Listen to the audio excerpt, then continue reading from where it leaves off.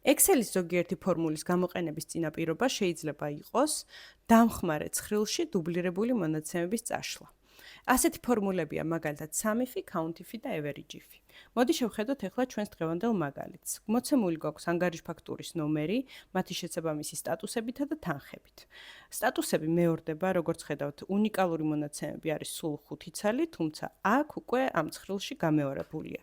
ეხლა ჩვენი ამოცანაა, რომ სტატუსები გადმოვიტანოთ და დავტოვოთ მხოლოდ და მხოლოდ უნიკალური მონაცემები. ამისათვის გვაქვს ორი ცალი ვარიანტი. პირველი არის remove duplicates-ის გამოყენება, რომელიც გვაქვს data chart-ში, აი ამ ადგილზე როგორც ხედავთ, და მეორე ვარიანტი უკვე 2021 წლის და 2024 წლის Excel-ებში არის unique ფორმულის გამოყენება.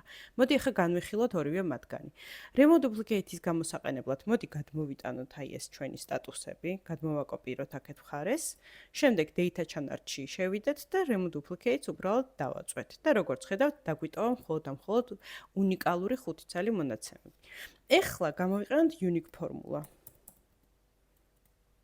რომლის ჩასაწერადაც უბრალოდ გვჭირდება, რომ მოვნიშნოთ აი ეს სვეტი, სადაც სტატუსები გვაქვს მოცემული და როგორც ხედავთ, ჩვენ მხოლოდ და მხოლოდ პირველ უჯრაში დავწერეთ ფორმულა, ხოლო დანარჩენ უჯრებში უკვე თვითონ გადაანაწილა.